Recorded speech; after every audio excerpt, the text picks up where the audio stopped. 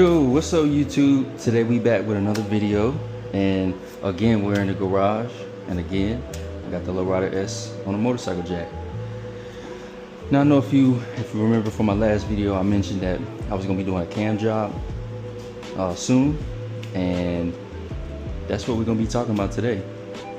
So I got a couple things here in the background, some parts over here. Got the bike torn down to a certain point on this side. So before we get to the next part of the video, I'm just gonna kind of go over everything that's on the table right here, let you know some of the stuff I got here, some tools needed. This side is more disassembled stuff. This is new parts. Yeah, let's start with the parts. I did go with a SNS complete kit, so that comes with new tappets, aka lifter covers. These are made from billet. I also got a new cam tensioner, cover gasket, cam bearing. This is one thing you will have to grab. It's a genuine Harley Davidson part. It is a oil seal, and that's for the back side, the side that faces inside of the motor of the oil pump. You will need to replace that. Next we got push rod tube covers, adjustable push rods. These are from SNS. I got chrome because that was all that was in stock. I wasn't really trying to wait. But if you ask me now, I would say I probably would have just waited for the black ones. They were on back order. I wanted the stuff as soon as I could get it. But that's how it goes sometimes. Next, cam plate cover. SNS. I also got an SNS oil pump. Here went with the 475C cam and SNS oil pump. Right now I got the lifters soaking. They've been soaking for over 24 hours, so hopefully they are bled. But yeah, that's it for parts. And then over here we just got some of the stuff that was disassembled. You will need to take your air cleaner off, whether that's aftermarket or OEM. That will need to come off. You need to take your throttle body off. You'll need to take your passenger side accessory cover off so that you can unplug the rear O2 sensor from your exhaust, because that will need to come off as well. And then down here we just got old push rod tube covers, the lifter covers, and this is the factory lifter cuffs, which are now removed, and they are marked the direction. Front and rear is how they're marked, old gaskets. Now we have replacement gaskets for those as well. Forgot to mention, but a couple of tools that you will need for this job, specific tools. When you're going to torque down the pinion shaft and the crankshaft gears, you will need this locker tool sticking between the gears. I found a cheaper version online. All this stuff you can get from Jim's Tools. These two and this one, you can get for Jim's Tools, but if you don't have the budget for that, just search around on the internet. I'll try to find the links of all of my tools that I bought to link in the description. You'll also need a pinion shaft runout tool. That's so you can check the runout of the pinion shafts to make sure it's still within spec before you put everything together. These are push rod cover tube removers tool, whatever you want to call it. A push rod tube remover tool. Can't even talk. This came from Motion Pro. Motion Pro makes a vast variety of tools. They're a pretty good company, been around a long time.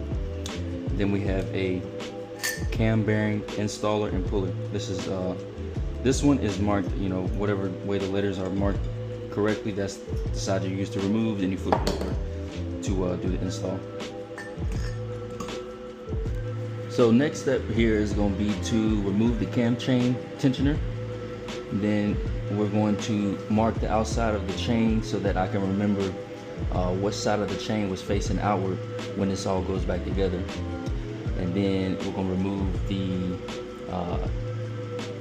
pinion shaft gear and the cam gear. We're going to remove those. Then after that, we're going to take the whole plate off. We're going to leave the OEM oil pump attached to the plate, and we're just going to pull the whole plate out. Because I'm not reinstalling the OEM oil pump and I'm not reusing the plate, so that's going to come out together. Alright, we'll see y'all in a second after that's all off. This is what it looks like now with the Camchest internals pulled out. So I have the cam plate with the oil pump still attached pulled out, then I have the cam shaft pulled out. So next what we're going to do is we're going to check the pinion shaft run out. And for that, we're going to use this tool right here. Now, as I stated earlier, you can get this tool from Gems. That's a specialty Harley Davidson website. But I got a cheaper one. It zeroes out and it seems like it's going to work well, so that's what we're going to go with. So we're going to get that on and measure the run out. Alright, so once you get your cam chain tensioner pulled off, and then you pull out the top bolt for the crank gear and the bottom bolt out for the pinion shaft gear, you will then leave the cam in, pull the plate out. I left the oil pump still attached, like I said, because I'm replacing the oil pump. Once you pull that out, you will get some residual oil. So if you don't have your pan already under, like if you're doing this with a motorcycle jack like me, you want to have your pan ready because it's going to be more oil coming out. And then once the cam plate and oil pump is out, then you can pull the camshaft out. And then what I did after is there's still some oil coming through on these passages through right here, but I did clean it out a little bit with some brake cleaner. And then yeah, this is what it'll look like, the chest open. Next thing we're going to do is we're going to pull this cam bearing out. Okay, now we got our cam bearing removal and installation tool installed. So what you want to do first is take this dowel here, stick it through, and you'll hear the expanded arms click through the bearing, and you'll just make sure that you can't pull it back out. That means the jaws / arms are through the bearing. And then you want to put your plate on, put all your mounting screws, and then put this washer and nut on, and you'll hold this groove here with one wrench, and you'll take another wrench and go that way to pull the bearing out. So as you can see here, this shaft is loose. I've checked under the bottom and I've made sure that the bearing was coming out as this nut cinched down further. So what I'm gonna show you next is this plate taken off with the bearing on this shaft right here. All right, there you see the cam bearing has slid down onto the shaft. These are the arms I was telling you about earlier. You'll pop that through. Once your bearing is still in the case, you'll pop this shaft through, and you'll hear a pop, and you'll not be able to pull the shaft back out, and this will be locked behind the bearing. And there's only a minimal amount of space in there, so you should be able to move it a little bit, but don't shove it inside the motor. You want to make sure you bring it back as close to the bearing as possible, but not try to force this way back out. So now what I'm going to do is I'm going to get this shaft pulled off this plate. I'm going to flip the plate around, and we're going to press our new bearing into the cam assembly, I should say.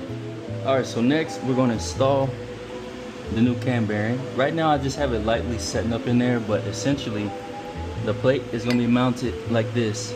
We got this shaft that threads through.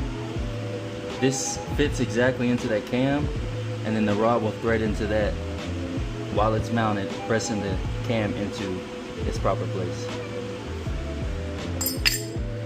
Now that I've got the plate mounted, I've got this bolt threaded through, and I have the back side of the bearing press mounted, or rather I should say bolted, screwed onto this right here. It has threads on it.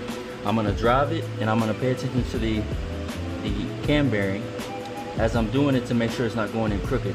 Another thing I wanted to mention is that with bearings, you can add some anti-seize into the crevice or on the outside of the bearing. You don't want to add too much, you don't need too much, but that's something you can do if you wanted to add like extra security, insurance, whatever you want to call it, or peace of mind. So now I'm going to get this bearing installed. We'll be right back. I pulled the bearing off of the surface because I wanted to show y'all something I forgot to mention. These bearings are going to have two sides, of course. One side has writing, and that is the side that you want to make sure is facing you when you press this bearing in. It states that in the service manual, and I just want to reiterate that just for anybody who's watching this, that you want to make sure the writing on your bearing is facing this way. Now we've got our bearing driver all the way in. Now you want to rotate this periodically, and then you want to look in here to make sure that that bearing is going in straight. and it's not crooked, and there's no metal shavings falling from that being pressed in crooked. But once you get this all the way in, you will feel a stop. You do not want to keep going once you feel that stop. You will cause problems, crack something, break something. That is the indicator that your bearing is pressed all the way in, because on the back side of this bearing, or the bearing, it's not a race, but the bearing crevice, there is a ridge. You cannot press that bearing past that ridge. So once you get your full stop, back it off, pull your plate, inspect the bearing to make sure everything is good. All right, next we're going to install the oil pump. I have the bike still in gear still, so I'm going to make sure I rotate until I got my pinion shaft sitting straight up like that. So now I got my pinion shaft with the flats facing up, because I'm about to start assembling and putting on the oil pump, and that is the indication and position that pinion shaft should be at. And also they gave us a tube of assembly lube, so I'm gonna go ahead and put some on the pinion shaft here, and then we're gonna start to get our oil pump assembled and put on here. I'll show y'all that in steps. All right, now we got our oil pump installed.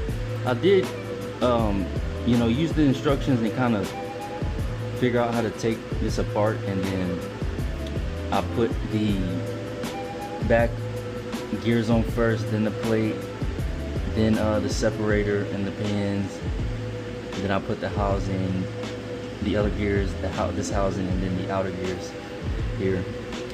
But before you put the oil pump in, obviously you want to make sure you replace your O-rings. The thinner one goes up here, and the thicker one goes back in the back. It sits back there for the pickup. So yeah, that's the oil pump installed. Next we're going to do the cam and the cam plate. All right, here we got our big boy SNS 475 that we're going to add some assembly lube to. All up in there, don't be afraid. I already added some into the cam bearing. Do that, then we're gonna throw that in, just like that. Next step, we're gonna get onto the plate, cam plate. All right, here we got our cam plate, engine assembly lube all put on. So now we're gonna go down through here like this, and just get this plate on snug. Just like that. Now, one good thing about this SNS cam plate, as you can see, they do have A through D for the oil pump bolts, and then 1 through 6 for the actual cam plate bolts. And we'll move on to the next step to get this how it should be. Alright, so SNS was nice enough to supply us with new oil pump bolts. So those I'm gonna get set out along with the washers. And also here I have my 1, 2, 3, 4, 5 cam plate bolts. These are gonna require Loctite, so I'm gonna go ahead and get some Loctite on those, and then we're gonna throw those in, and we will go over the torque sequence. All right, so now we got all of our 6 plate screws in, and we've got 4 of our oil pump screws in. So what we did was we put in our plate screws, we tightened them just until they were right as snug, and then our oil pump bolts, we tightened them until they were snug, and then backed them off a quarter turn. And then what I did was went ahead and got my, everything ready for my plate screw number 1, and I turned the wheel and tightened number 1 at the same time, right, to kind of get the plate going. Then I went ahead and followed the pattern, so 2 through 6.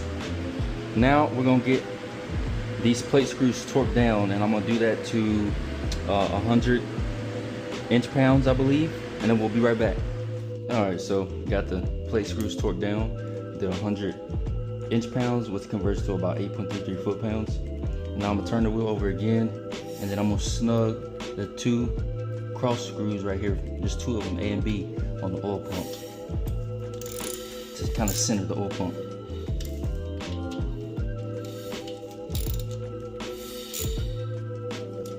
All right, that does it for the oil pump.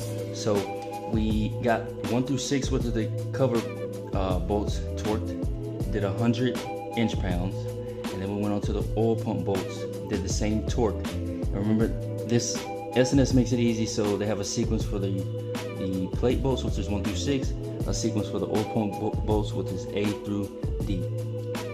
Next, we're gonna move on to putting the camshaft gear and the pinion shaft gear back on. I've got my chain marked so I remember which is the outside, but we're gonna get those gears on and aligned. All right, next we got our camshaft gear, pinion shaft gear.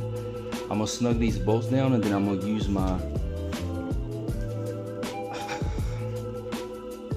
this locking tool right here. And what that's gonna do is allow me to torque these without them turning. So we'll do that here and then move to the next step. All right, now that we got both our camshaft gear and our pinion shaft gear torqued down to 15 foot-pounds, we're gonna check the run out to see if this spacer is enough for these two. There shouldn't be any more than a certain measurement that a feeler gauge should be able to run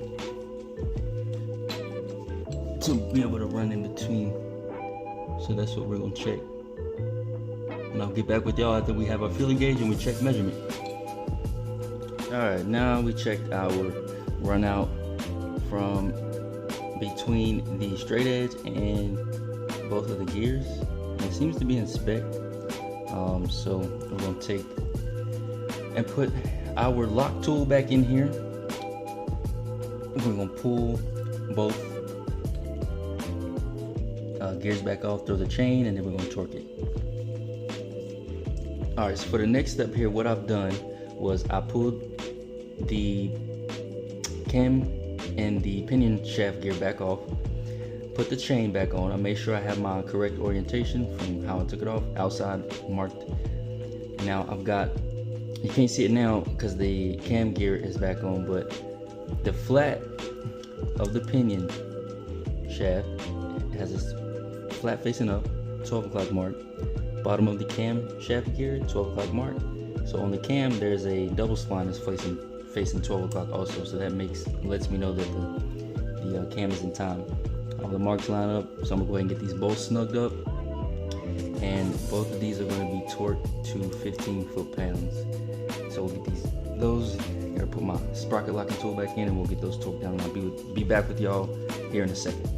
All right, so with the locking tool still in place, we have these torqued down to 15 foot-pounds. But what we're gonna do is we're gonna back each of them off a quarter of a turn, and then we're going to retorque these to 24 and 34 per the service manual, and then we'll see you after we get done with that. All right, so we do got a new S&S chain tensioner. Throw a little oil on the inside of your thing there. It also comes with new bolts here. Got some blue Loctite on those. So what we'll do is we'll go ahead and apply some tension to the chain, and then we will get our screw holes lined up, and we will torque those to around 100 inch-pounds.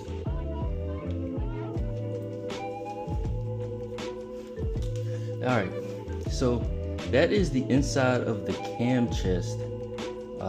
These frontal components here, that's that all buttoned back up. Still got everything in the right direction there.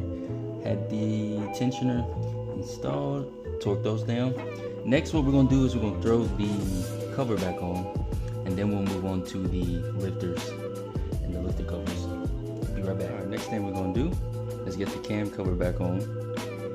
I've got the bolts here, a little bit of Loctite on each, and we're gonna do this because we're gonna add, some oil up through here. So we gotta have this chest closed so that when the oil comes down, it doesn't leak out. All right, we're gonna get the cover on, get those torqued, and we'll be back for the next area. All right, so I had the lifters soaking in some oil for over probably 48 hours, because you want to get those loaded up and bled with oil.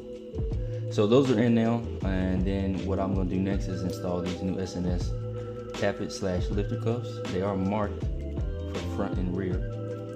Can't really mess that up. So once we get those on, then we got new gaskets for the tappet covers. Then we're gonna put the tappet covers back on, and then we'll get to the push rods. All right, so we got the lifter covers back on.